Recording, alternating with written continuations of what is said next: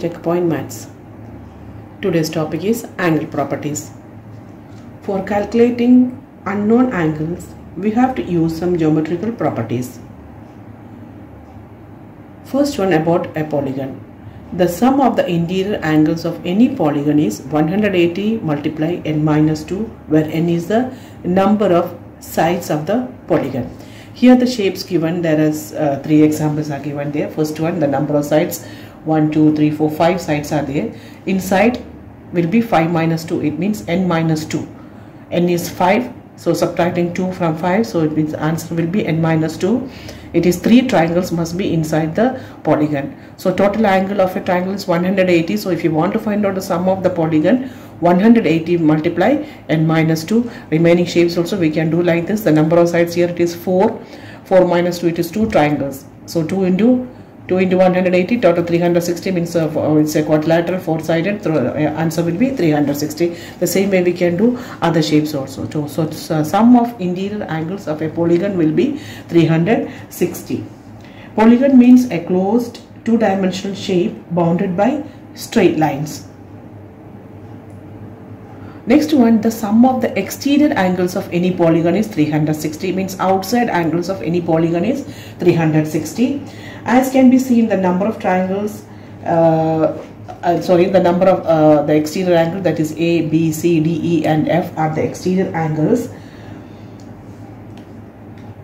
For any convex polygon, the sum of the exterior angle will be 360. So if you add all this, it will be 360. If the polygon is regular and has n sides, then each exterior angle will be nx multiply 360. If it is a regular polygon, n multiply x is n is the number of sides and x is the exterior angle. If you multiply these two, you will get 360. The next property is angle in a semicircle equal to 90 degree. Angle in a semicircle equal to 90 degree. In the triangle, it's a shape, it is given, that is a circle. AB is a diameter. So the angle at C will be equal to 90 degree. Say this is the semicircle and angle C will be 90 degree. That's a property. The next property, the angle between a tangent and the radius of a circle will be equal to 90 degree. The angle between a tangent and the radius of a circle. Tangent means a line segment from the exterior point to the circle. Exterior point, here it is C, a line segment from C to A, that is tangent, and C to B, that is also tangent. So two tangent touch the circle at the center from the line segment, so to the radii. So angle A and angle B will be 90 degree, and triangle OAC and triangle OBC are concurrent. OA and OB are the radius and OC in the middle, that is common for both the triangles. So both the triangles will be concurrent and at A and at B. It means at the tangent, then the angle will be 90 degree. Next property, the angle subtended at the center of a circle by an arc is twice the size of the angle on the circumference subtended by the same arc. It means the central angle will be twice the inscribed angle. Central angle will be twice the inscribed angle. Central angle, here it is, this is 2x. So inside will be half of 2x. Central angle will be double. The next shape, this is the central angle. So it means this is the central angle and the inscribed angle will be half. So always the central angle, being the arc will be the same for both the angle. This arc will be same for both the angles. So this way we can find out the central angle and the inscribed angle.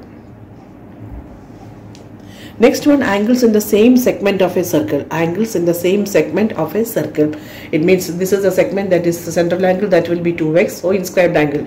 So this is both the inscribed angle from the same arc. So both the both the angle will be x only. So angles in the same segment of a circle are equal. So these properties we can use for the finding the unknown angle. The next property is the opposite angles of a cyclic quadrilateral are equal to the interior angles. Interior opposite angles. Cyclic quadrilateral means quadrilateral inside a circle. So here PQRS is a cyclic quadrilateral.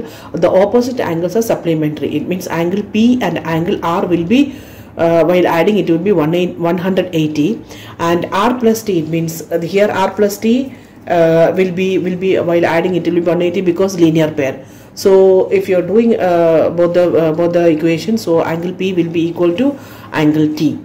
Angle P will be equal to angle T. It means opposite angles of a cyclic quadrilateral equal to the interior opposite angles. So all these properties are very important for finding the unknown angles. So if you have any doubts, you have to check with me, and please subscribe the channel. Thank you.